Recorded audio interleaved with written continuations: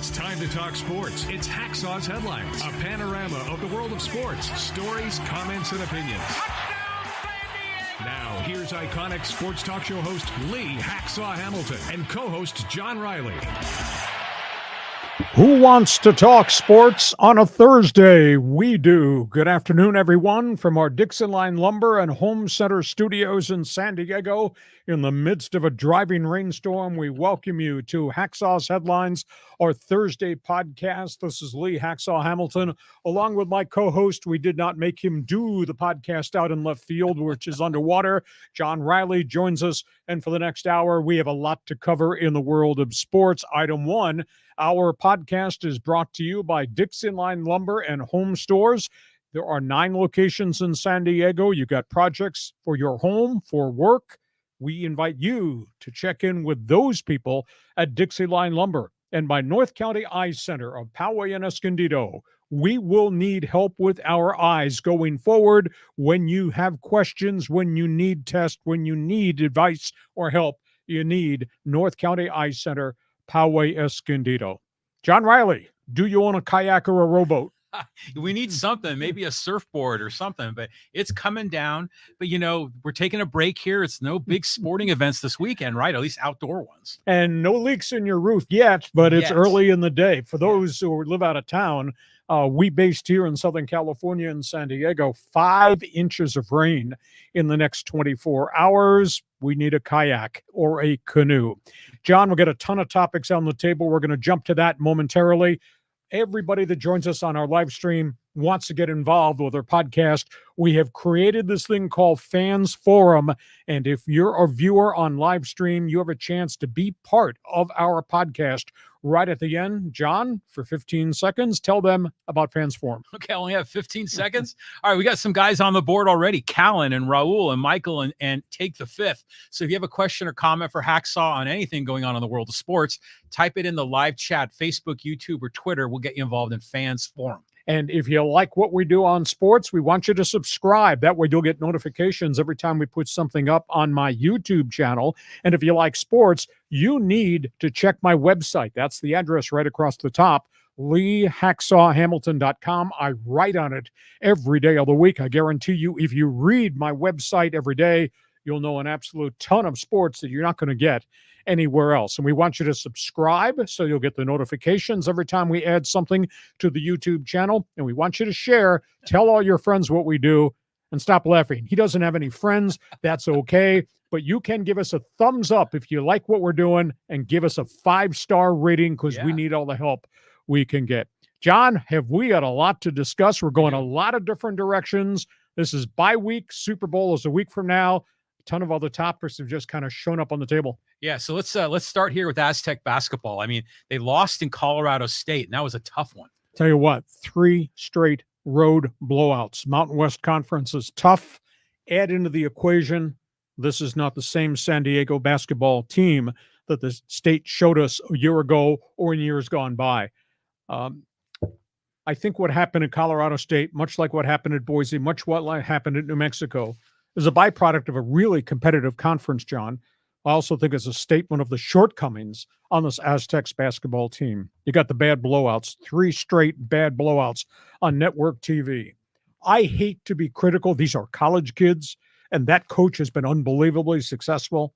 But this might be the most unimpressive 16-5 basketball team I have ever seen. There's no consistency to the team game. There's no rebounding in stretches of time.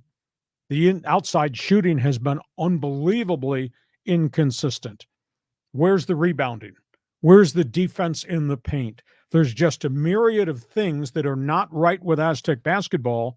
And what really alarms me, aside from the shortcomings collectively, they as a team have not improved. Mm-hmm. Now, granted, we still have half a season in the Mountain West Conference, and we got the tournament games to be played. Jaden LeDee, he goes through these spells where they take him out of the game. I don't think it's as much on LeDee, who I think is one of the best players on the West Coast, as it is what's not happening around Jaden LeDee. But you can't have your star go 1 basket in 11 minutes, 1 basket in 19 minutes, 1 basket in 29 minutes, or no baskets for an entire half. Just can't happen. They don't have a legitimate 5. They don't have a legitimate Nathan Mensah post player where they could move LeDee to power forward, where I think he would really excel. And because he's playing high poster, he has to play down on the block. They're doubling him. They're tripling him. And they're daring anybody out on the perimeter at San Diego State, go ahead, hit a shot. We're going to take him out of the flow of the offense. And it's happened an awful lot, and especially during these 3 blowout losses on the road. The veteran guards, I thought, would carry this team. And in flashes, we have seen what Trammell can do. And obviously, in flashes, what we've seen the other guards to do, including Reese Waters, who's had stretches. But they've just been streaky. They've been really, really inconsistent. And part of it's got to do with injuries, Lamont Butler, illness, Trammell, etc. Waters getting hurt. They're just not picked it up. I'm kind of disappointed in Micah Parrish at this point of his career. Second half of last season, he played really well in terms of defense and in terms of stroking outside shots. Have not seen that at all. I mean, when in modern times, in the Brian Dutcher era, would you ever see an Aztec team get outscored 11-0, 14-0, 17-4 as they did at Colorado? It's just not the same team. And defensively, there is no rim protector. They gave up 30 points in the paint at Colorado State. You can use the explanation, don't make this an excuse, altitude, and I would buy into that, but not this last loss. They were off for a whole week. It's not like they were fatigued getting off one flight to get on another flight to go back and play in the out. They had a week to prepare and a week to get ready. I don't want to hear about fatigue. That's part of the Mountain West. So, and we saw something we'd never seen before, aside from really bad stretches of basketball. We saw the meltdown of Brian Dutcher, the screaming and the slamming of the clipboard and all that to try to re-deliver the message to San Diego State. Season over? No, not at all.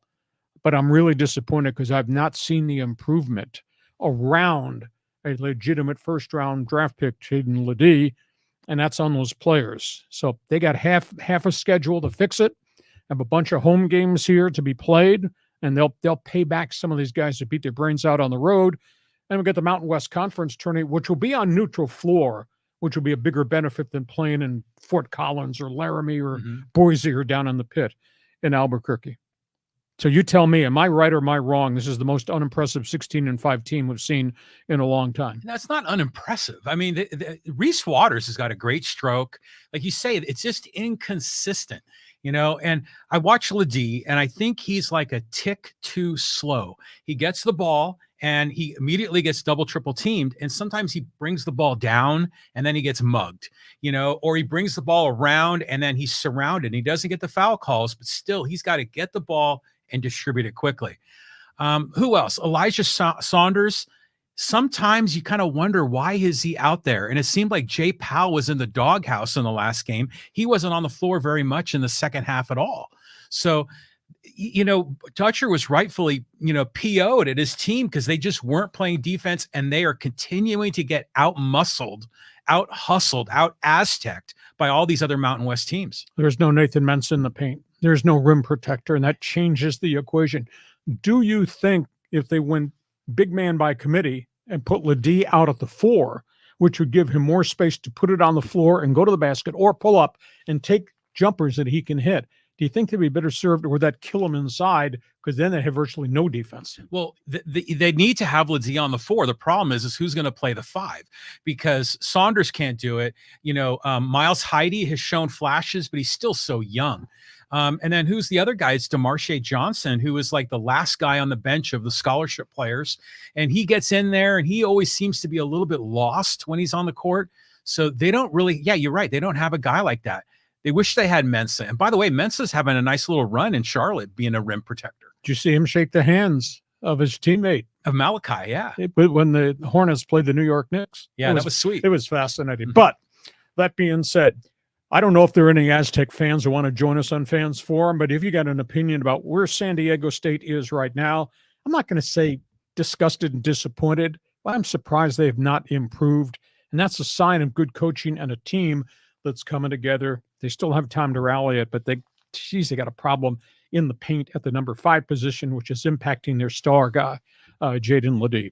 Aztec fan, basketball fan, join us on Fans Forum. We go from one basketball story to another basketball story. It's not getting any better. Yeah, the Lakers roster. I mean, you wouldn't believe the amount of social media comments about this topic, Lee. People are hot and angry at the Lakers. What are they going to do? How are they going to get themselves out of this hole? You know, a week ago, we put up on a board all the acquisitions and the deals that guy, the general manager, Rob Pelinka, attempted to make in around the trading deadline to change the chemistry and to add to LeBron James and Anthony Davis. And outside of a spurt the second half of last season after they made the volume of trades, this team has just not played like we've come accustomed to Laker basketball. And here we are, them on the road, going into Boston, going into New York, Celtics, Knicks, red hot after getting battered in Houston, losing to the shootout with Golden State, which is not a great team, and then getting smoked in Atlanta. I mean, I am shocked. Pelinka's team that he put together and gave to Darvin Ham, that defense has given up 137 points a game over their last 4 games. Laker basketball, I mean, they're painted into a bad corner. They only have 1 first-round draft pick to use as trade bait. If they're going to make a deal, possibly with Atlanta for DeJounte Murray, or maybe Washington to re-import Kyle Kuzma, they're going to have to give up maybe the point guard D'Angelo Russell, another player. People are asking for Austin Reeves, and that number 1 pick. So I don't know what Pelinka does at this point in time. We never know from week to week. Rui Hachimura going to be contributing consistently or just be a body on the bench? Jared Vanderbilt, they got nothing out of Cam Reddish and Gabe Vincent. The guards they brought in last summer, both have had major injury problems. We hardly ever see Max Christie, last year's number 1. We don't see this year's number 1. I mean, there's trade rumors everywhere. I don't know how the Lakers fix this because they've now had 5 straight years at the trade deadline where Pelinka's tried to fix things. And there never seems to be any accountability. Pelinka doesn't lose his mind publicly about this mess. The owner, Jeannie Buss, oh, we own the Lakers. Sellouts forever and ever. Yeah. Everybody's going to come except Jack Nicholson. And they don't hold anybody accountable. This is such a far cry from what used to be Kobe, Shaq, used to be Magic, Showtown, used to be Kareem, used to be Wilt, Baylor, West. This is so far removed from what Laker basketball used to be. So you tell me, because I'm losing my mind over what I'm seeing from the Lakers, am I overreacting? Or they've settled for something different compared to what they used to be? And John Riley says, I say that the Lakers, they have a problem. And I've been reading about how LeBron is, I don't know what the right word is. He's chirping. He's upset with his teammates. He's being a little bit distant. He's not being a good teammate, and I'm thinking, oh, if this is true, if he's getting kind of whiny and pissy, maybe LeBron is the problem. And in fact, a lot of the social media comments are saying, let's just get rid of AD and get little LeBron and start over because this ain't working. Do you think losing's become acceptable and it's no problem because everybody's getting paid and because the Lakers owner isn't putting on any pressure on any? Is losing become acceptable? Well, the Lakers are obviously a very proud franchise, but when the fans get disgruntled, when people stop showing up, when people start complaining, they don't like that. They don't want to hear that. So the Lakers need to make some changes, but I just don't know if you can fix the fringes of the roster. You need to fix the meat and potatoes of the roster. I hate to argue with you, but you know what? I'm a talk show host, and sometimes you're wrong. How can it be on LeBron and AD? What more can they humanly do? I mean, some nights they're playing 38 minutes and both get dinged, and yet they're both really productive. So how can it be on King James and street clothes AD rather than the rest of the team or on the general manager? Well, remember when Jordan was running the Bulls, everyone said that he made his teammates better. Okay, is LeBron and AD, are they doing that? Are they really looking to the bench guys and trying to take them under their arm and develop them? They've got to be able to distribute the ball. If they're, 2 guys that are scoring all the points and getting all the rebounds, then that's a formula that won't work. I mean, that's what the Bulls were in the 1980s. There was like 1 or 2 guys, and they don't have that team chemistry working. And I thought they had the team chemistry last year, the push to the playoffs, but prior to that, not. I wish we could go back and pull back up that board we had of all the trades. We'll do it next week. Okay. Of all the trades that Pelinka made, with all the marquee names that, quote, he hired that he thought would fix the chemistry and have not. They're 24-25 right now, and they're going into Boston, which is 22-2 at home. Then they play the Knicks at the Garden, and the Knicks, by virtue of all their transactions, they're 17-5 at Madison Square Garden. I wouldn't think the Lakers have a bleeping prayer in either one of those locales after what we just saw. Yeah, no way. I mean, not the way they're playing now. Lakers line is open. If you're an NBA fan, whether it be in San Diego, be in Los Angeles, wherever you are, viewing us on live stream, jump into the Fans Forum chat box and join us on the Lakers line. So we go from hoops. We're just a week out from baseball spring training. Yeah, so we got a new pitcher here in San Diego, Wandy Peralta. Tell me a little bit about this guy. Journeyman left-hander, strung together 3 pretty decent seasons as kind of a setup reliever with the Yankees. Earned run average, I believe, was 2.83 over the last 2 seasons with the Yankees. 3.88 career. So he now joins a group, a traffic jam, a staff meeting of 9 relievers on the Padres roster as they get ready to go to the Cactus League. Peralta will be, in addition to the arrival of Enyel De Los Santos, a setup right-handed reliever who came from Cleveland, Matsui, who came from Japan, Woo-Suk Go, who came from Korea. The relief corps, the committee is now led by Robert Suarez. You got the matchup guys, you got the long guys, Tom Cosgrove, Steve Wilson, Luis Patino, Adrian Morion, Matt Waldron, Pedro Avila. And then you add in the new guys. They got 9 collective relievers with major league experience. They have 7 starting pitchers right now. That obviously includes the frontline ace, Yu Darvish, everything Joe Musgrove has become, Michael King, who was the lead point guy in the Juan Soto trade from the Yankees. And it's evident to me that A.J. Preller's inaction to try to go get another established starting pitcher means that Randy Vasquez and Jhony Brito, who came from the Yankees in the Soto deal, are going to be shoved into the rotation, sink or swim. It's a different mix. So you got probably 3 established starters, a couple of wannabe starters, 9 relievers. The only thing that bothers me, you know you're going to have guys go down with health issues by virtue of what we experienced last summer. I don't know that they have enough starting pitching depth because there's nobody at AAA, and Rob Snelling is, I think, a half year to a year away, their top pitcher at AA. I don't know that they have enough starting pitching from an insurance policy standpoint. So that's where we are. There's 16 guys now with major league experience. They're getting ready to go to the Cactus League. So your reaction to Peralta joining the committee in the bullpen and the breakdown of 9 closers and maybe 7 starters, is it enough? And John Riley says, this is interesting how this is all breaking out because he can't get the starting pitcher, so he's amassing all of these relief arms. You wonder if there's enough room in the bullpen for all of them to fit on the bench. But it makes, I think you're right. I think maybe Brito or Vasquez might be thought of as a 4th or 5th starter, but then most teams, you get to starter 4 and 5, and it's always a roll of the dice. You know, the Padres have been blessed by having good starting all the way through 1 through 5. Oh, Waka Lugo last year, prime example of quality. Exactly. I mean, most teams don't have that a luxury. So we're taking a step back, but, you know, they're going to have to figure out the pieces. You know, some people are saying maybe there's a trade coming.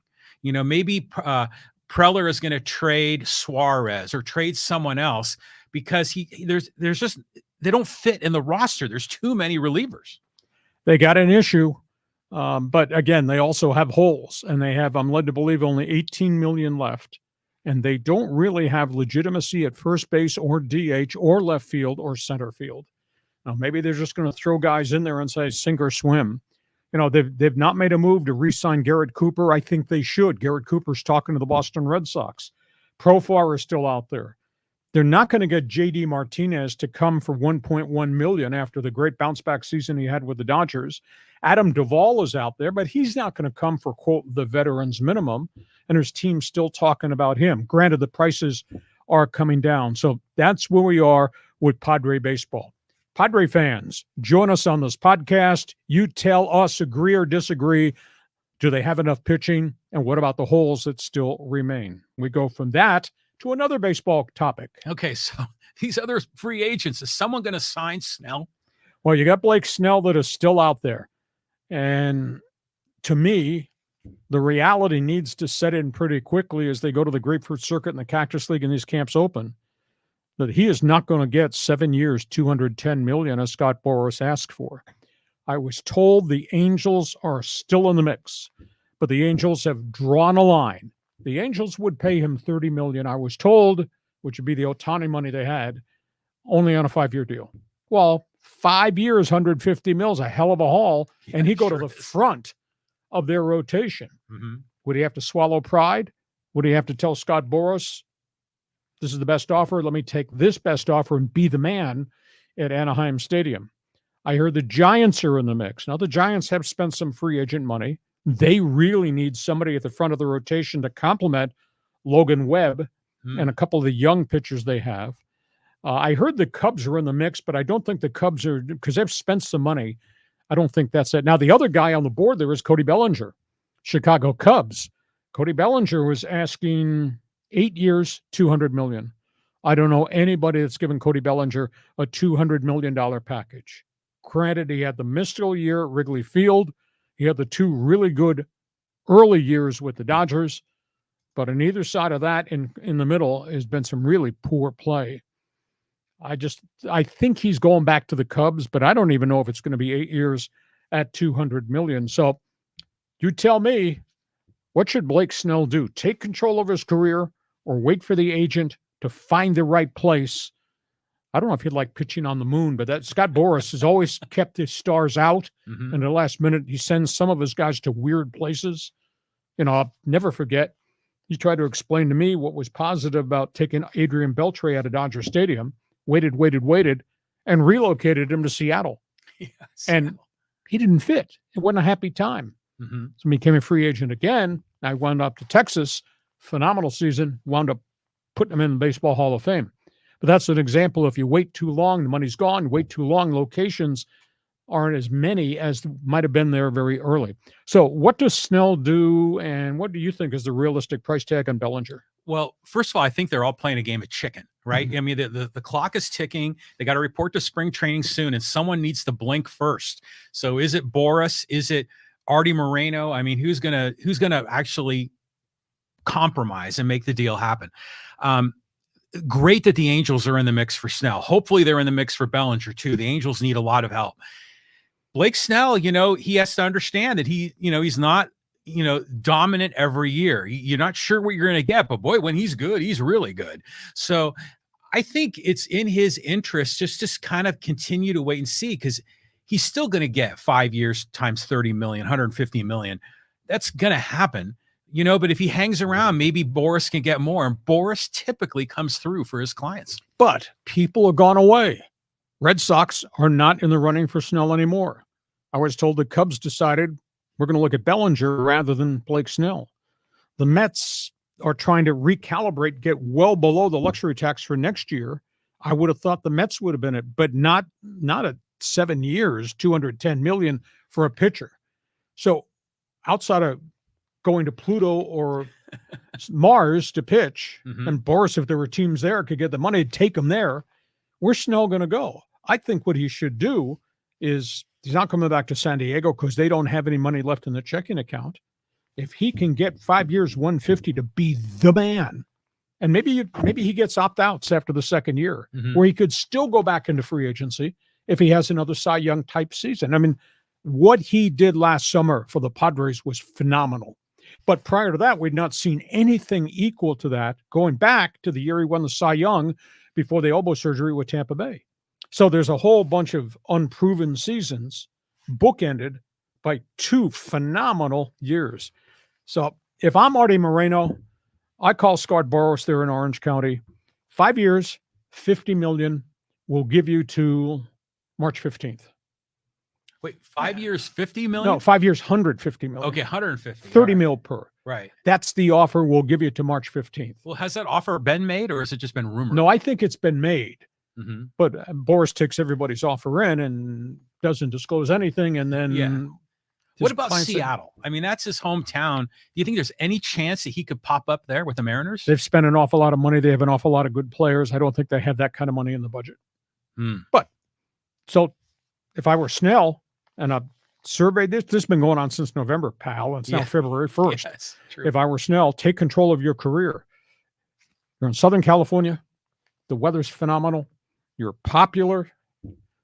You still got the ability to be the leader and be the ace of a really young staff. And you still got Mike Trout. But it's the Angels. He wants to win. You know, that's a franchise that's been peppered with disappointment. Exactly. But you're running out of options. Yeah, you I are. think. That's fair. So we'll see where this goes. A week from now, we'll see if it's the Halos or if they continue to stand out on the street corner in the rain. And we'll see what happens with Bellinger. I do think Bellinger probably might be going back to Wrigleyville. Hey, we get to halftime. Hacksaw's Thursday podcast. When we're done, we want you to join us, our fans forum. John, quickly, for everybody that's new to our live stream, including those now on our O Canada Canadian network who are now joining us, how do they get involved in Fans Forum? Yeah, Fans Forum. Just get involved. Type in your question or comment in the live chat on YouTube, Facebook, or Twitter. We'll see it on the screen. I mean, it's already filling up. I'm going through the list while Lee is talking on a lot of these issues, but you can get involved. Just go to the live chat, Facebook, YouTube, Twitter. And a reminder, if you like sports, check my website. It's written every day of the week, LeeHacksawHamilton.com. You get the best 15 minutes in sports, Hacksaw's headlines, my very controversial one man's opinion column, the chance to take part in the Hacksaw mini polls. That's on my website, so check that out. Want you to subscribe every time we put something up on the YouTube channel, all hours, days, and nights. Don't blame us if it gets dinged at 2 o'clock in the morning. We put stuff up there for you to sample and give us a thumbs up. Give us a 5-star salute if you wish. Our podcast is brought to you by DIXIELINE Lumber and Home Centers. There are 9 stores in San Diego, more than 100 years of service to the building community and to the families that live here in San Diego County. John, a weird experience. I drive down 15 by Carmel Mountain, and just off to the west of the 15, where the DoubleTree and the golf course used to be, massive buildings. They are building a huge housing development. And I see all these frames of houses going up, all lumbers and roofs and things. And I thought, DIXIELINE, that's where those guys are getting their supplies. So that's who DIXIELINE is. Yeah. I mean, a lot of people take it for granted. They just assume it's like a local hardware store, but half their business is for all these commercial builders that are contractors. Building. Yeah, and for contractors. And so it's a big part of their business and a lot of San Diego, 100 years in San Diego. DIXIELINE helped build the housing market in this community. You got projects, whether it's countertops, whether it's changing your bathroom, doing something to the kitchen, whether it's the patio outside, or whether it's windows and storm doors with all this cold weather. Think like we do. Think about DIXIELINE.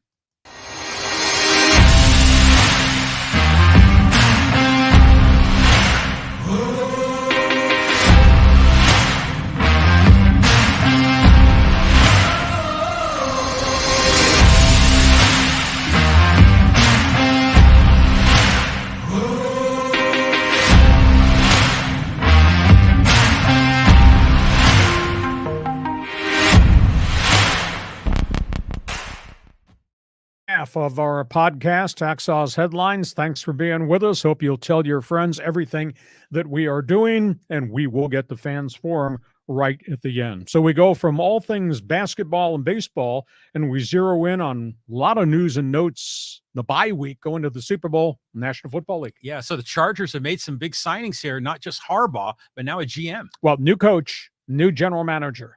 The Chargers hit the jackpot. Cost them an unbelievable price to execute this. Jim Harbaugh introduced his head coach. They get a payday, and they get a power play coach and general manager. Joe HORTIZ comes from the Baltimore Ravens. This is all part of the Harbaugh football family. HORTIZ was general manager, assistant general manager, director of player personnel for 9 years in Baltimore. They have an unbelievable track record. He learned under Ozzie Newsome and Eric DeCastro, the two very successful general managers of the Baltimore Ravens. His draft record has been superior. He knows how to scope, cite, and sign veteran plug-in free agents. In essence, there's a resume that this general manager has that not many other general managers have had. So you take what he's accomplished, and we know what Jim Harbaugh has accomplished. And they're not afraid to gamble on veteran players, one-year rentals, etc. Harbaugh, of course, got the massive payday. I'm led to believe $12 million base salary. Now there's a report there might be an additional $3 million per year in bonuses if he gets the Chargers to the AFC Championship game or an appearance in the Super Bowl. He was given the power to have input into the hiring of HORTIZ as general manager. He was given the green light to clean out the assistant coaching offices. That's why Kellen Moore is gone and gone to the Philadelphia Eagles. So I think that they've really hit the jackpot with new coach, new leader, and obviously new general manager. Now, once we get beyond the Thursday, aren't we glad to be here press conference with the Chargers on Friday morning at breakfast, then they have to start the real business of football. They are $55 million over the salary cap. They got decisions that have to be made on some really popular and high-paid players. I don't know. Would you fire Joey Bosa? His cap figure is going to be $35 million this coming season, has not been able to stay on the field. They gave Mike Williams a huge extension. His cap figure is $30 million, and he's had 3 major injuries in about 5 years, can't stay on the field. The defensive tackle, Austin Johnson's got a cap figure of $30 million. He came from the New York Giants a couple of years ago. He's not a Pro Bowl player. I don't confuse him with Chris Jones of the Kansas City Chiefs. You got the Austin Eckler situation. So once we get beyond this hoopla of the Thursday press briefings on Friday morning, they got to start working on fixing the roster. Lucky for HORTIZ, they will pick 5th. They will pick 37th in the first 2 rounds of the draft. And in Baltimore, his people, working with John Harbaugh, had a history of making deals, trading back, stockpiling assets. So they could take the 5th pick, flip that, and maybe wind up with a 1st and a 2nd or a 1st and a 3rd. You don't want to go too far down in the first round, but you can stockpile assets. So right now they're sitting at 5 and 37. So once we're done with claps and press conferences and everything is great, when you have the first cup of coffee Friday, they got to dive in and talk about fixing a really flawed roster. John? Well, what was Telesco's biggest fault, his biggest problem that screwed this whole thing up that required a new guy to come in? Just the reality that they gave him 9 years or 11 years. His record was 86 and 95 as general manager, making decisions with John Spanos. Drafted a lot of athletes. They made the roster collectively much better, but they could not stay free of injuries. And young players didn't develop. Now, they found players who could play. Austin Eckler, that's the Division II unrecruited pick that they wound up, and he did very well. But if I had any critique, it was that Telesco was never bold. You know, bold in terms of that free agent out there, I'm going to sign that guy. This guy might have a bit of a dark side to him. I might take a flyer on a 1-year or 2-year contract. He never, ever did that. They wanted good players. They wanted good citizens. Sometimes you have to have bleeps as part of your roster. Bleeps. who can play the game at a different level. They never, ever did that. So that was my only gripe, my only critique. But they did fix the roster, and they got Justin Herbert, who kind of fell to them. So I just think they did a good job. Obviously, off the field, there's going to be some changes. They've already fired the strength and conditioning coaching staff. Harbaugh's bringing his people from the University of Michigan. We know what Harbaugh did in Ann Arbor. Develop quarterbacks. He created packages offensively, defensively, and he taught toughness. So there's some of the dimensions who are not part of Charger football in the Telesco, John Spanos era. So there'll be some structural changes how they approach the game. They have to go get some more players, though, that would fit the mold of what Harbaugh wants. So what do you think about the hires? I think it's good that they're bringing in guys that are all part of the Harbaugh world, you know, and that fits. So, you know, this is a new era. We're going to find out. But I'm curious. You say they have the number 5 pick. if you're the Chargers, which position is of the greatest need? Is it a running back? Is it maybe a linebacker? What do you think they really need the most? Draft projections say Brent Bowers, star tight end, Georgia. That's awful high to pick a tight end at number 5. Mm-hmm. But once we go through the bloodletting because of the salary cap, if there's no Bosa or if there's no Austin Johnson, that's 2 starters in your defensive front. You may have to spend that 5th pick to go get the right defensive player that's a difference maker up front because their defense has not been great. So I would say, what do you do with the roster 1? And then item 2 will be, do you have to replace people because of what you did with the roster? That would be your second choice. And we do have plenty of time for them to sort out. Is the tight end Bowers from Georgia the right guy, or do you need defensive studs and linebackers or pass rushers or defensive tackles? If indeed we hit the eject button on Joey Bosa.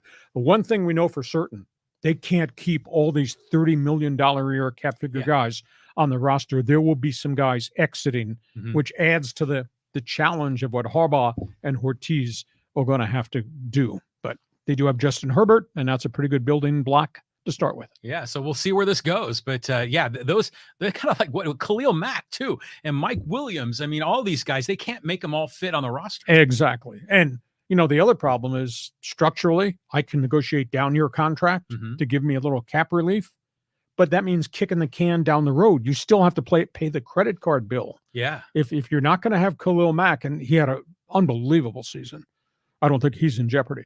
But you can't restructure him now, because if you do, next year's cap figure might be $42 million or $45 million. You still got to face the cap realities either today or a year from today going forward. So I'd hate to see them blow Bosa out, but I'm sorry. Bosa can't stay on the field. He's always hurt. And that's like a 35, 36 million cap figure. And as much as I like Mike Williams, he can't stay on the field. And they had to pay him that price because he was coming off a good season when he was healthy, and now he's been hurt again. Like I said, I think 3 major injuries in maybe a 4.5-year span. He's not worth $30 million. So they're going to have to change some of the structure. Yeah. Okay, we go from Charger football, and if you're a Charger fan, what do you think? Give us your evaluation. Harbaugh versus and Hortiz, linking with Justin Herbert. We go from that to news and notes around the NFL. Yeah, lots of things going on here with coaches. Okay, let's start. To me, the most surprise story is what happened with those guys, the Lions. That's the first team that we're talking about. Ben Johnson, who was a lock to get the Washington Commanders job, pulled himself out of the running early this week. This is how strange it was. The new owner, Josh Harris, of the Washington Commanders, that was the last team that had an opening. He was on his way on a plane to go to Detroit for a 3rd interview with Ben Johnson to, quote, close the deal.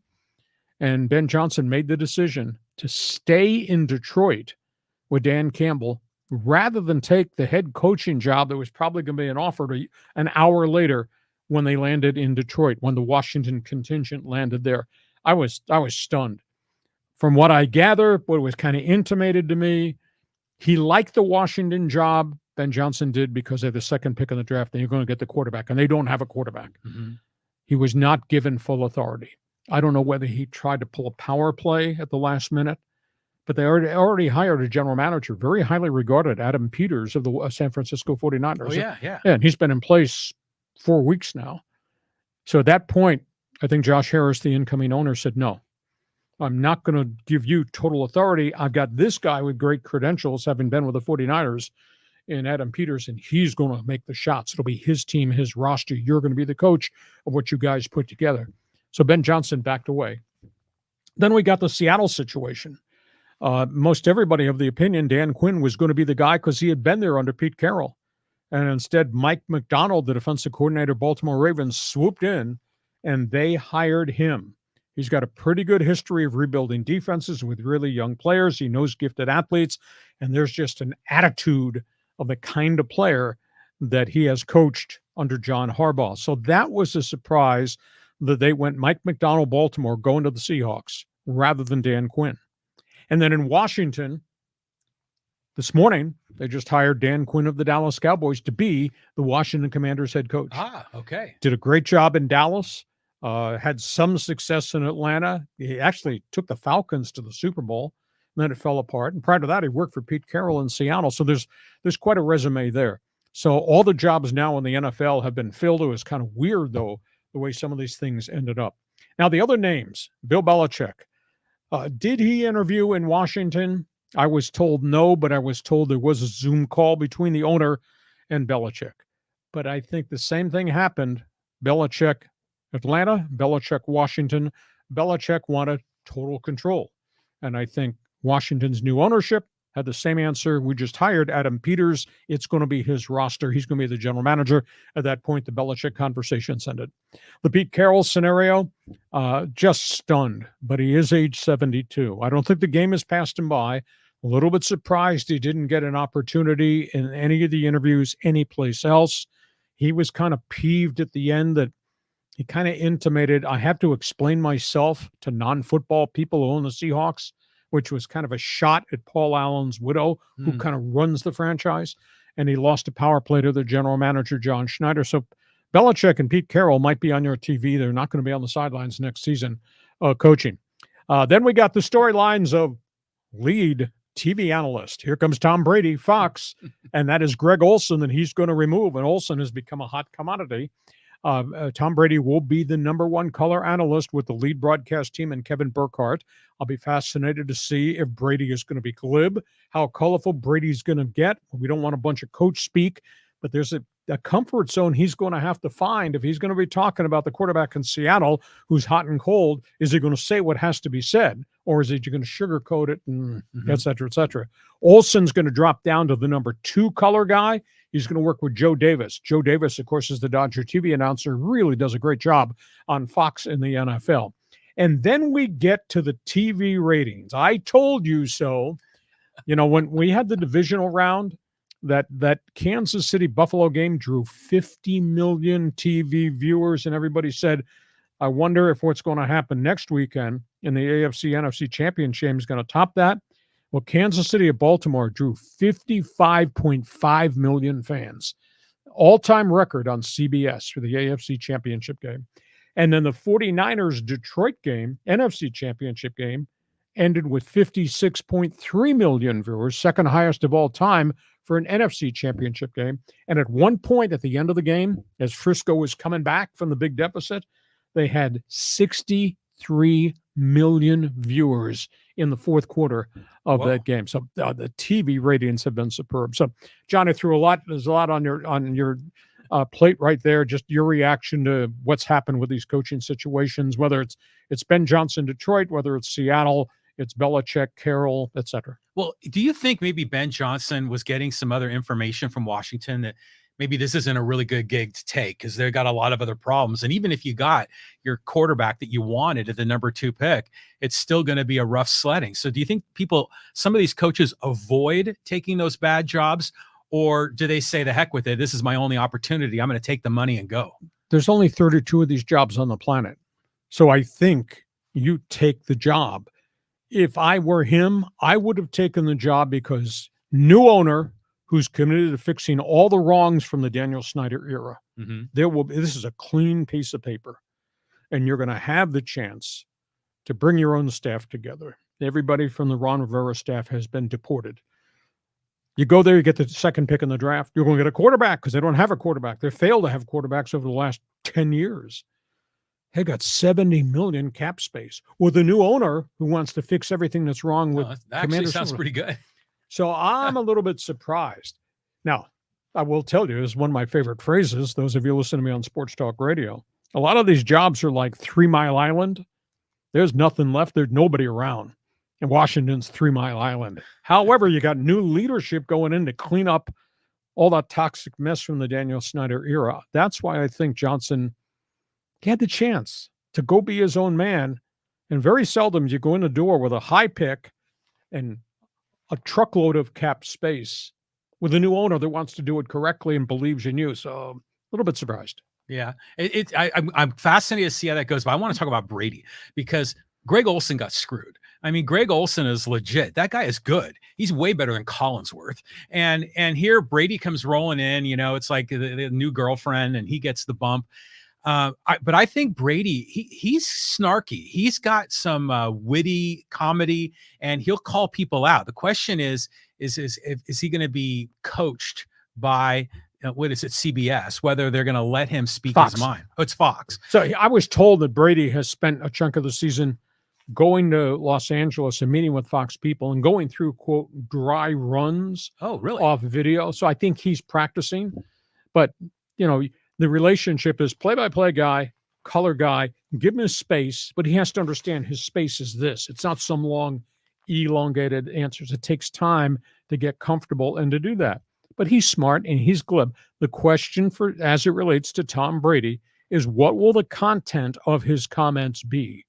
I don't want to hear coach speak, and I don't want long, drawn-out things in which you just talk and talk, but you don't really make a point. You know, if I'm watching Matthew Stafford get battered by the Rams, is Tom Brady going to talk about the fact that left guard keeps taking penalties, or the left guard can handle gap control? Color analysts have to enunciate what they see and be truthful, even if it makes the center and the left guard look like failures because the quarterback's getting battered back there. So we'll just have to see how erudite he is. Can he deliver the message? And will the content of the message be right on? Because the worst thing is coach speak. Don't be telling me about coach speak. Well, you worked in a 3-man booth. I mean, how is that dynamic different than a 2-man booth? I mean, because again, Olson got robbed here. He had one of the top color jobs and it's gone now. But the Monday Night Football had a 3-man booth. I mean, does that formula no longer work? Sometimes it works depending who the guys are and the ability of analyst 1 and analyst 2 to work with the play-by-play guy. I did 3 in the booth with the Chargers, and we just had an understanding. Jim Laslovic, Pat Curran, I'm going to paint the picture. You fill in the dots, but it's got to be within this confine. Don't be yapping as they're coming to the line of scrimmage for the next snap. Somehow I think you're trying to coach me right now. Yes. Quit your yapping, Riley. So it takes chemistry, and we had great chemistry almost from the get-go with the Chargers. And then I went to Seattle, and we had 2+1. We had a third guy on the sidelines to work with a color analyst. I worked with a guy by the name of Steve Rabel, longtime wide receiver who'd been the color analyst on Seahawks. I walked in the front door, and we just hit it off. And I gave him plenty of space. And then we had a third guy by the name of Ron Callan, who was fabulous down on the sidelines. Usually sideline guys, they go to him twice a half. Hell, I went to Ron Callan twice every series. Nice. So here's your space. I'll color it for you. You jump in. Our broadcast in Seattle, I thought were really electric. I thought the fans thought our Charger broadcast were really good. Okay, we go from all that. And by the way, Greg Olson's not disappearing. He'll be the number 2 guy on the number 2 team, which means he played a lot of marquee games. I think it was unique.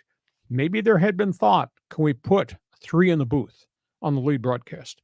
Can we have their play-by-play guy work with both Brady and Olson? But the decision was made no, because it's tough to have 3 in the booth on TV. Yeah.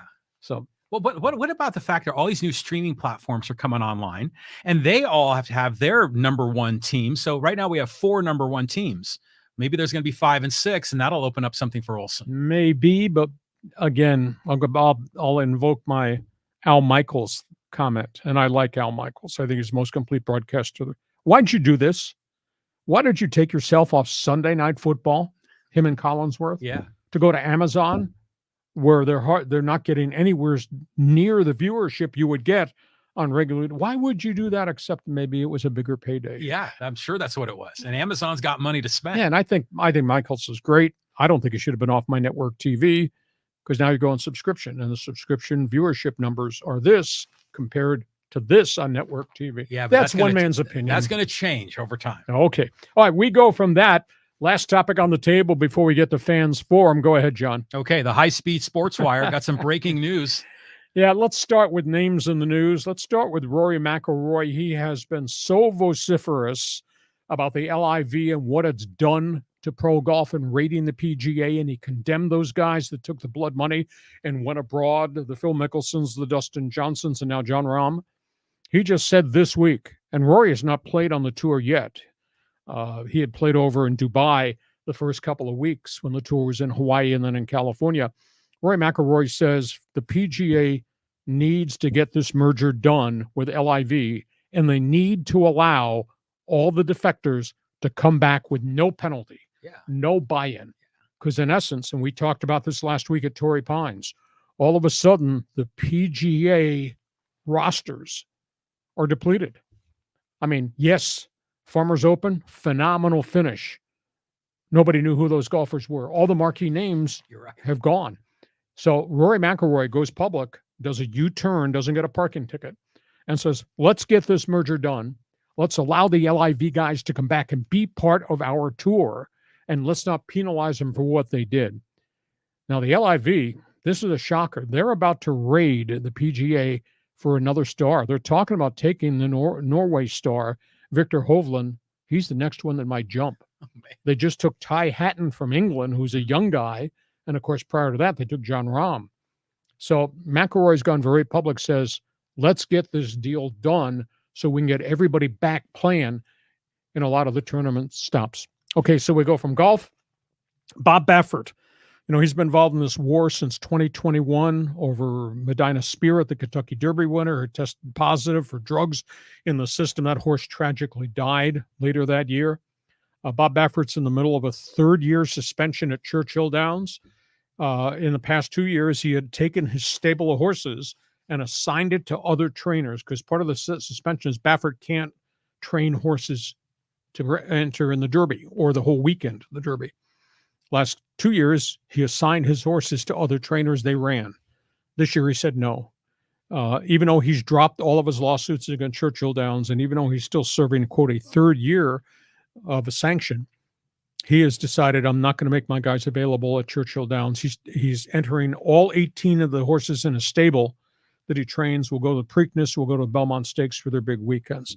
So Baffert, I don't know if this is a response, this is retaliation, or he just decided, I'm not going to make my guys available. So that's a bit of a blow, because he trained some of the elite 3-year-olds that would have been in the Kentucky Derby field. Soccer, Gio Reyna, new mailing address, with the help, and this is weird, with the help of Greg Berhalter, Team USA's men's World Cup soccer coach, who they had feuded with. He has been transferred from Dortmund, Germany, landing point this weekend, Nottingham Forest, English Premier League. Cool. He had been related to sitting on the bench in Germany. Why would Dortmund not play this guy? Because you can see flashes of the guy's upside, but they didn't play him. He asked out, released early from his contract. He arrives at Nottingham Forest, and he will be in the starting lineup. Hockey. We had talked leading up to the NHL draft about the Anaheim Ducks had the second pick in the draft. What are they going to do? And they took the Swedish young forward, Leo Carlsson, who's played well till he got hurt. And the third player went to Columbus, and that was Adam Fantilli, star, University of Michigan. Fantilli just got hurt. Skate cut, back of the calf. Ooh. Got sliced, gone minimum 8 weeks. And he was wearing all the protective gear. They have this Kelvo protection that hockey players wear around their calves down to their Achilles. And the skate cut, it was a fluke hit. Went through all the protective gear. Oh, wow. So calf injury, Fantilli is out. He scored 12 goals this season. Ugly story in Canada. 4 NHL players have taken leaves of absence. They are being sued. They're going to court, have had to turn themselves into London, Ontario over a, quote, alleged gang rape back in 2018 when they were all young players playing for the Canadian national team in the World Hockey Championships, including the goaltender for the Philadelphia Flyers. All the players say it was consensual sex with a woman in London, Ontario, while they were playing in the tournament. The Flyers goaltender says he is not going to plead guilty. He will plead not guilty. Big racing story that just broke. Lewis Hamilton, legendary driver, Mercedes, has won 99 career races, has won the championship 6 times. Lewis Hamilton has just announced he is leaving Mercedes at the end of this year. He's signing a big money contract to go to Ferrari. He's had a real tough time the last 2 years because Mercedes woke up one day and they could not build engines that would work. And they have not been competitive for 2 straight years. And Lewis Hamilton, the Brit star, has not won a race in the last 2 years. Max Verstappen and Team Red Bull have figured it all out. technically, and they have dominated in Formula One. And then there's Taylor Swift. All things Travis Kelce, Taylor Swift. Here's the gut feel. If the Chiefs win the Super Bowl, Travis Kelce will kneel down and ask Taylor Swift to marry him on network TV. Keep an eye on that. Really? Because every time Travis Kelce makes a play in a Kansas City Chief game, the next shot is on what's going on in the owner's booth with Taylor Swift. This is fascinating to see how the world has just responded to this woman and everywhere she's been. So to me, it's just utterly spectacular at this point that she has become a magnet. And the NFL just stands there and says, that's okay. Because based on what Taylor does on all her social media accounts, and hell, she's got more viewers than you and me. Oh, yes, for sure. Based on what she does, she keeps directing all of her followers, and there's a few million, like 3 million of them, to come sample NFL games. So that's all part of watching games on TV. So those are the names in the news. John, I'll let you cherry pick what you want to talk about. Well, if I'm going to cherry pick, I'm going to talk about Taylor Swift. So there are so many ridiculous storylines to this whole thing. Like, number one, did you see how people think there's this conspiracy theory that she's a psyops and, CIA, and it's all a ruse? It's part of the deep state. Yeah, exactly. Yeah, right. Doesn't matter. And then they're afraid, that she's going to influence voters one way or the other on the election. Then there's the other dynamic of people that just get so angry every time they show her in the booth. And, you talked about Jack Nicholson earlier in this podcast episode. How many times do we see him at Lakers games, or we see Spike Lee in the front row of the New York Knicks? I mean, to me, it's entertainment. That's what all sports is. Yeah, it's a cultural thing. I think it's cool. They showed the one video 2 weeks ago of her sitting in the owner's booth, or a bunch of her friends, and they're all doing this dance. And that's kind of cool. It is. Okay, we saw that. That's great. Let's go back and watch the 3rd and 6th play they got to run. Well, and plus it's the NFL. There's always that, 40-second play clock in between, and they've got to fill in that space. And they always look around at crazy people in the stands. And if there ever is a celebrity, they get them. And I think it's cool, and the fact that she's going to fly back, from, Singapore or Tokyo or something to go to the Super Bowl. Not good on global warming, I'll tell you that if you want to have a political angle, but I think it's kind of a neat little story. Will it turn into a proposal? Remember that happened with, was it a Boise State player proposed to the cheerleader about 10 years ago? So maybe that's what it'll be. But I think everything about Taylor Swift in the NFL is awesome. And it's fun for the Swifties, and it's fun for the NFL people, except the curmudgeons to get angry when she shows up on TV. The NFL's power couple. Yes. Travis and Taylor. Yeah, I like it. So what's your quick response on Rory doing a U-turn on Baffert?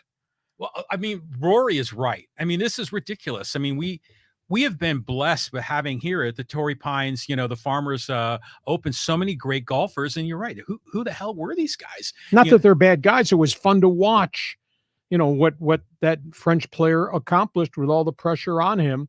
But who are these guys? Right. Well, and then on top of it, I keep rooting for our local guy, Xander Schauffele, and say, darn it, go and win one of these things. But he always is in the top 5. He just doesn't seem to win very many. So yeah, they need to get their act together and bring the stars home and just, kiss and make up, and let's just move forward with all the guys, all golfing. And if the LIV wants to add some innovation to team play, I'm okay with that. If they want to have men's and women team play, I think that's good too. We can still be creative, but we got to get over this grudge match. LIV schedule starts this weekend.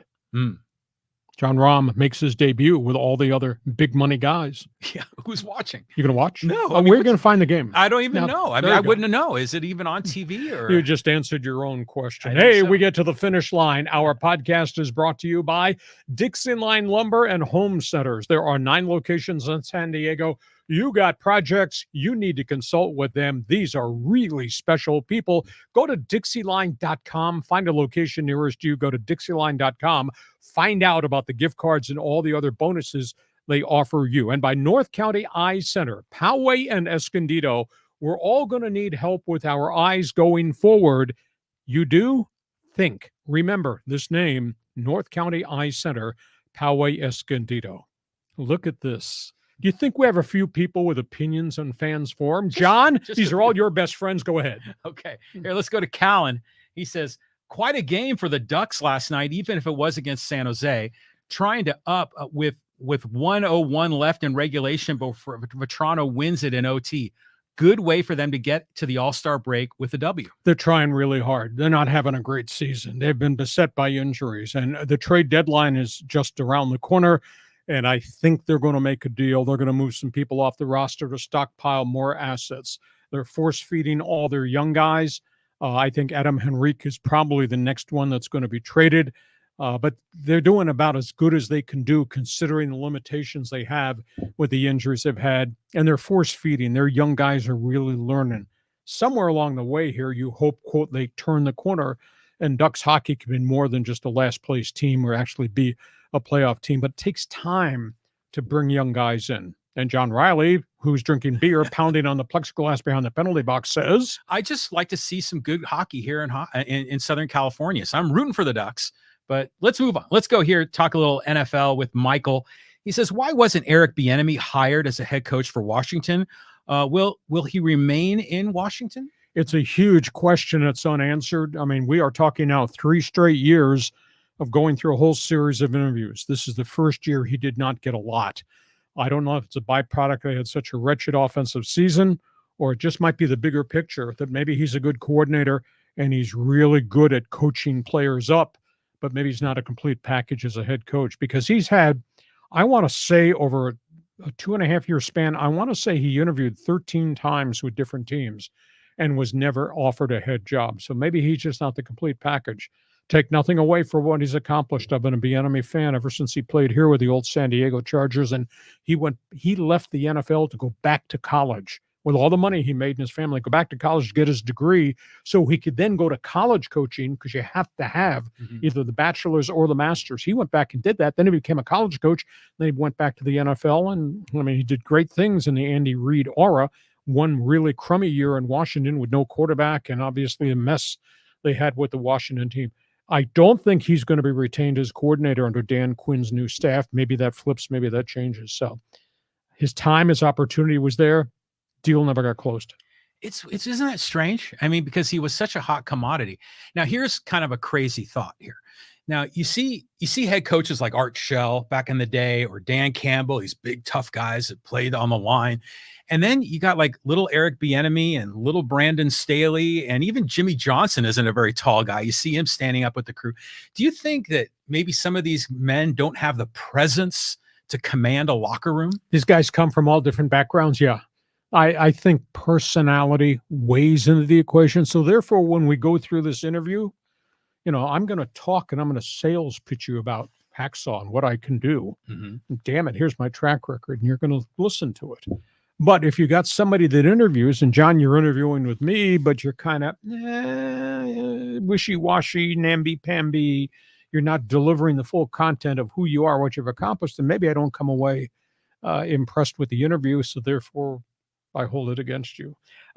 It has been written nationally by NFL insiders that he didn't interview well. I don't quite understand what that means, but that's got to be a piece of the equation as to why he did not get hired, because, geez, he's done so many things under Andy Reid. Yeah, I mean, it's shocking that he wasn't hired. Let's move on here. We got a comment here from Jose. Colin from Tijuana. Hey, Lee, will be someday another team like San Diego Fleet in the new USFL league? Jose, you raise a really interesting question. I was thinking about this last night. I mean, we have our baseball franchise that kind of owns this market emotionally now. And then we have a bunch of next tier sports trying to find a niche. San Diego Sockers have had a great run, but they don't market the product, sadly. They shouldn't be playing before 1,500 fans per game at the sports arena. Yeah. I mean, they used to play where there were huge, huge crowds. You know, we had some sort of arena league team, the San Diego Strike Force, had never marketed itself, never won any games. I don't know who goes to their games. We got indoor lacrosse, with rugby.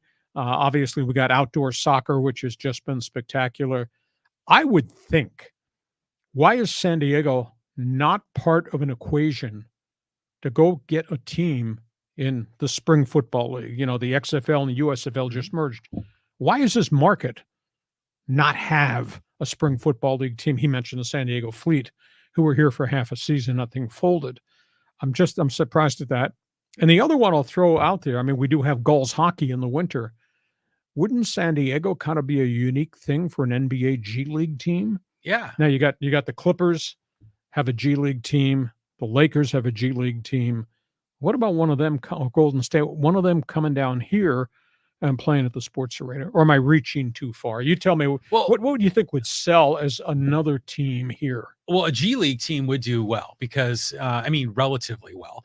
But is it the Lakers or the Clippers? They're G League teams in Ontario, California. Right. I mean, which is kind of bizarre. Yeah. As far as a location. You know, the NFL, like the USFL and the San Diego Fleet, speaking as a football fan, I have no interest in watching that.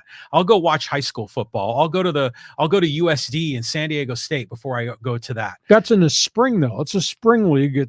But there's no marquee names. There's no number one draft picks. It's spring football with the hope that we can find some players an NFL team might bring in as the 90th guy on our roster. Yeah. And in the spring, though, I'm thinking about baseball. I'm thinking about other things. Point well made. But I am surprised that when you look at San Diego, Tijuana metropolitan area, I mean, it's a heck of a lot bigger than San Diego by itself. And so you wish that they would kind of crack that code to make that a continuous market. But everything that's going on now, international relations and borders and everything else, it makes it harder, doesn't it? Well, it does. But we do have international games that they have now, soccer I'm talking about, placed at Snapdragon Stadium. We do have these international venues with these touring teams.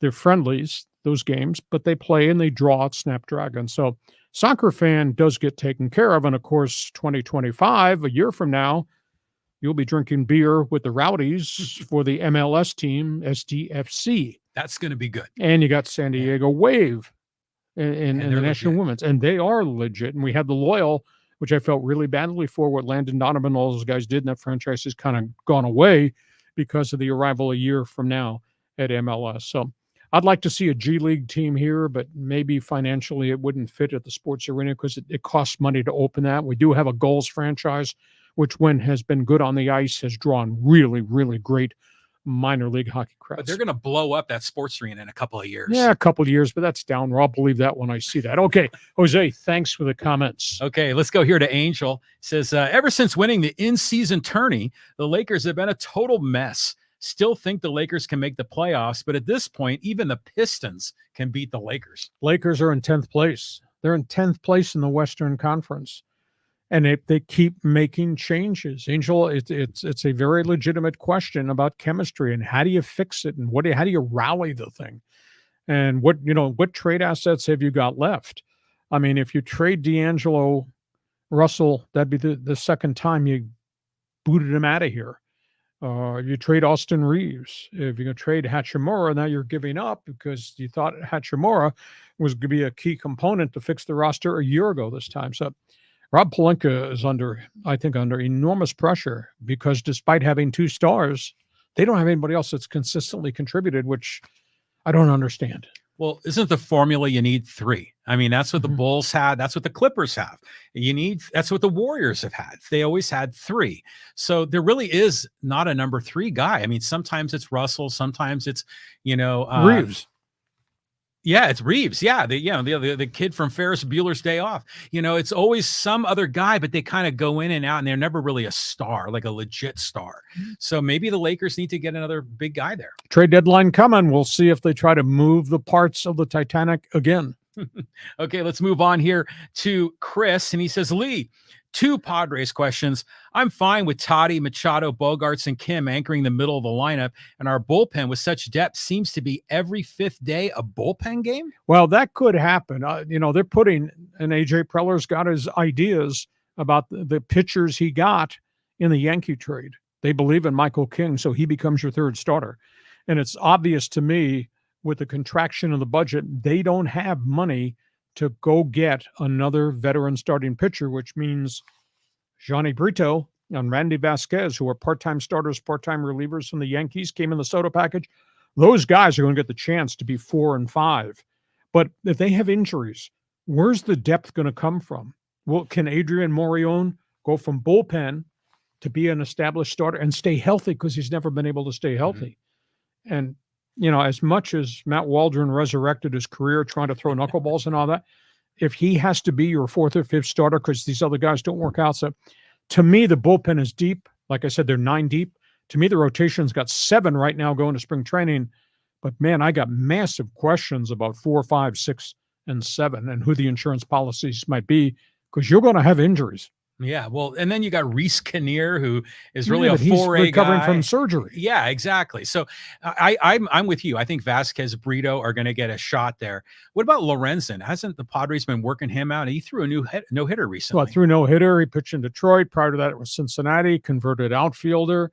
Unsigned still, despite throwing a no-hitter, but had a high ERA. That was a one-year aberration, what he accomplished in Detroit compared to where it had been before.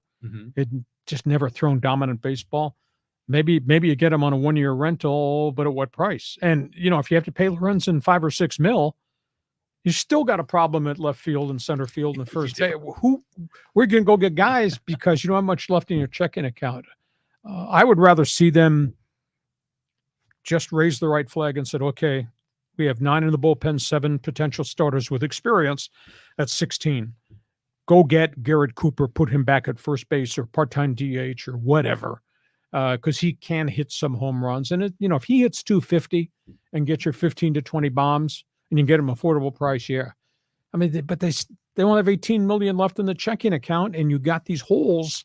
We're looking at 4 holes now they still have yet to fill. Well, they're going to have internal candidates for some of them, but I like your Garrett Cooper idea. Okay, we move on. Moving on. Let's go here to this is back to Callan. He just had another good baseball question. Does Bellinger's injury history during his down seasons perhaps diminish his value? Asking for that much money after one great season doesn't erase the long gap of down seasons injuries or not. Well, that's why he is still available either to do this podcast or go play center field at Wrigley Field.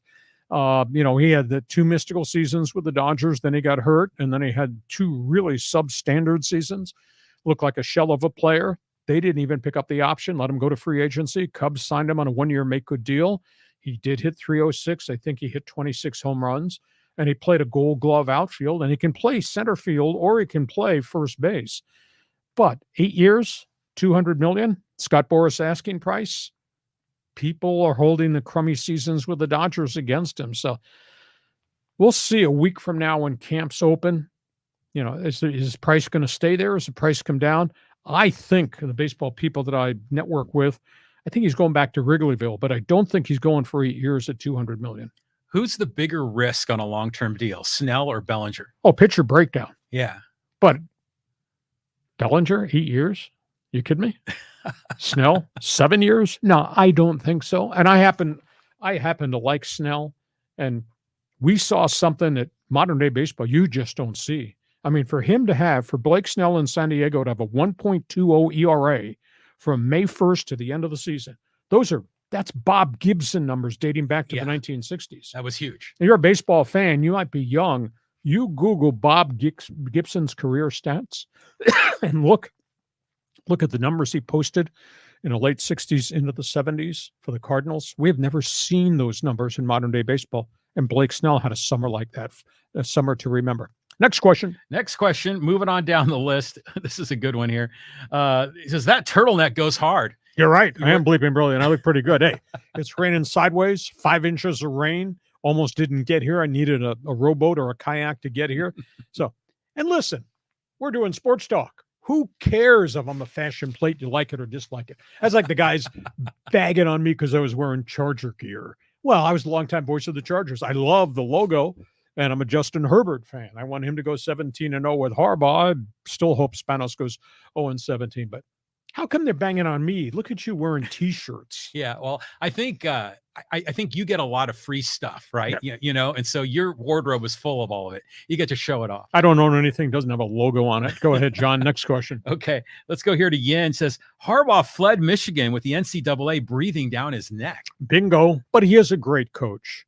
That being said, let's understand the accomplishments. What he did at Stanford to flip a really bad Cardinal football program, and what he did with the 49ers to go 49-14, and what he did at Michigan when he almost lost his job. A lot of people forget in 2020, they were 2-4, and he was on the brink of getting fired. He restructured his coaching staff, and they recruited the hell out of players to Ann Arbor, and he wound up going 86-25 over the course of his Michigan career.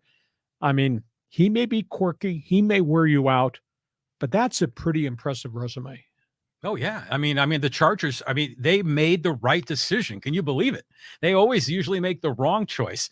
But you know, I think a lot of the recruiting rules in the NCAA are archaic, Yep. you know, and they need to revolutionize that, because if you're like, you know, if this was literally just taking a guy out for a cheeseburger, what Harbaugh did, that shouldn't be a sanctionable offense. But the offense was they violated COVID recruiting.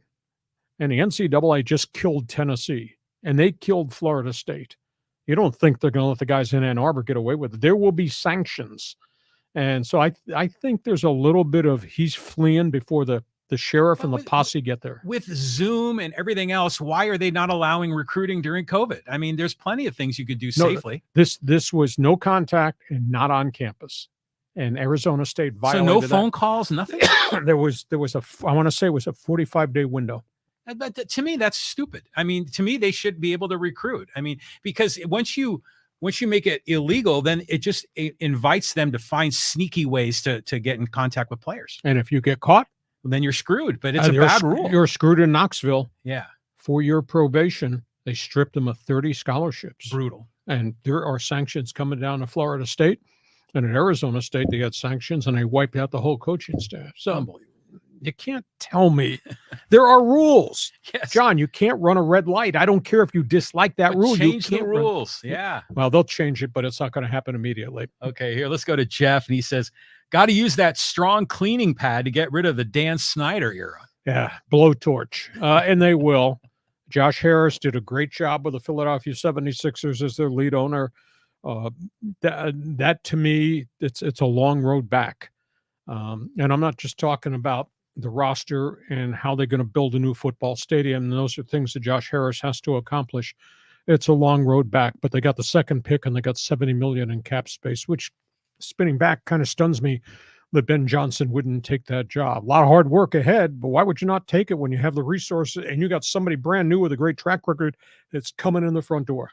Yeah, I mean, it's disgusting what happened there. Like you say, blowtorch, you know, just fumigate the place. But the way you described it, it sounds like a pretty good opportunity. Clean piece of paper. Yeah, and number 2 pick and $70 million under the cap. I mean, there's a lot to work with there. Okay, you got any social media people that want to stand up and shout at us? I wanted to get a couple of these other ones in because there's good ones.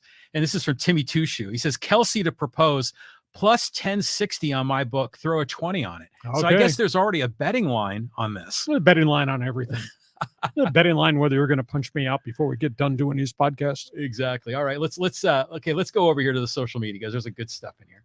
And here we go. Let's talk about a little bit about LeBron. And this is from Tom Power. He says, as a Laker fan, since Jerry West days, dump LeBron. You could dump him. I think he's got 1 year left on his contract. You could trade him for a mega contract or mega assets, but then you're saying you're in rebuild. And if you don't like what Laker basketball is right now, try to like what Laker basketball would be without LeBron James and with Anthony Davis, who's got the contract extension, but virtually no other players around him. Yeah. It's nuts. I mean, this whole thing with the Lakers, but clearly it's not working. I mean, and they have very few number 1 picks. So why not kind of restock the shelves with your number 1s?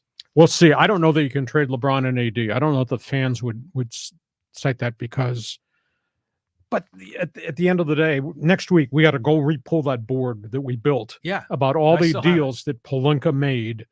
All the marquee guys we thought were going to solve the situation that have not solved the situation. Okay, next one. Okay, it's a comment about the Lions.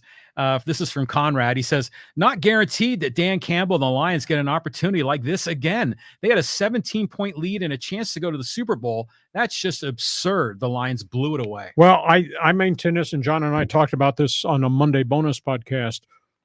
Young teams, new teams have to go through a learning curve about what the Super Bowl is going to be like, that experience. And I'll trust you. They get the chance to go deep into the playoffs or go back to the NFC Championship game. And I agree with you. It's so hard to get back to where you were prior. You know, they're learning curve now about play calls and what they do with their playbook and how these players emotionally come together and understand now what postseason play is like. They're gonna learn something from what is a really disappointing experience. But teams change every year, John Riley. and the team you had that got to the NFC Championship game and had that lead, that may not be the same team a year from now. You know, what happens if Jared Goff gets hurt? What happens if suddenly St. Brown, legendary young wide receiver, what if he gets hurt? Other guys, injuries just change the complexion of who you are. I'll just give you a quick example. Back in 1995, as voice of the Chargers, we went to the Super Bowl. Got torched by Steve Young, the great modern-day 49er offense. Everybody said, we'll be back. Well, that next year, they started losing players by virtue of injury. Player died in an auto accident. Player died in a lightning strike in the Grand Canyon. They started losing players. That team that played in that Super Bowl game that had come together in the 94 season, got us to the 95 Super Bowl, they lost every one of their offensive linemen from off-season surgery, training camp surgeries, in-season surgeries. All 5 of their offensive linemen had some type of knee scope, knee procedure. Never, ever the same offensive front. Stan Humphries took a terrible beating. His career got ended by a concussion. So that's why I want to say this Detroit team, as good as it's become, might not be the same team a year from tonight on our podcast, just because things change with rosters. And, you know, to answer Khan's comment, it's tough to get back there. It really is. But it's a learning curve for that staff and these players about what the next level is. And the next level in the NFL in postseason is so different than playing week 5 in Atlanta or the 14th week against the Washington Commanders. Well, didn't that team, the Charger team, I guess this had been in the 95 season after the Super Bowl, they had one of their players that went down in the Everglades on one of those plane crash, running back. Yeah. I mean, it was tragic, all the things that happened to a lot of the players. I think there are now 12 of those players who are deceased. They were on that 95 Super Bowl team. Yeah. From all types of things. Heart attacks, drug overdose, the Everglades plane crash, auto accidents, cancer, leukemia, drugs. I mean, it's amazing. And then coaches, too, have departed. Of course, a lot of that had to do with older age. But it's stunning. You get there one time, you think you're coming back.